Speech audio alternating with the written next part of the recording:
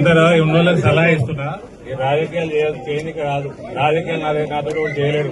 ఆ ఫ్లెక్సీలు పెట్టే పైసలు దీనికి ఇచ్చుంటే అయిపోయింది. ప్రైమరీ హెల్త్ సెంటర్ ఇంకా జర పెద్దగా అయ్యేది, ఇంకా సౌలతులు పెరిగాయి. పనికి మళ్ళీ రాజకీయాలు నాతో చేయకూడదు. నేను ఎంపీ అయినప్పుడు పార్లమెంట్ లో కొత్త బ్రీడ్ అని పరిచయం చేయాలి. పక్కకు కూడా ఉండే కాంగ్రెస్ వాడు, నాకు తెలియని కాంగ్రెస్ వాడు ఉండే. ఇప్పుడు ఉన్న నేషనల్ కాంగ్రెస్ లో జనరల్ సెక్రటరీ సరే న్యూ బ్రీడే పర్ హైబ్రిడే అన్నాడు. కాబట్టి ఈ పార్టీలు గీటీలు చెప్పకూడదు. నాకు అన్ని బంద్ చేయండి స్లోగన్లు. ఈ ఫ్లెక్సీలకు పెట్టే ఖర్చులు పిహెచ్సికి ఇవ్వండి, డెవలప్మెంట్ కి ఇవ్వండి. ఊరు బాగుపడుతుంది, ప్రజలు బాగుపడుతుంది. ఏ పార్టీ వాడు ఏ స్లోగన్ ఇస్తుండో తెలియదు. జగిత్యాలకు వస్తుంది సెలవు.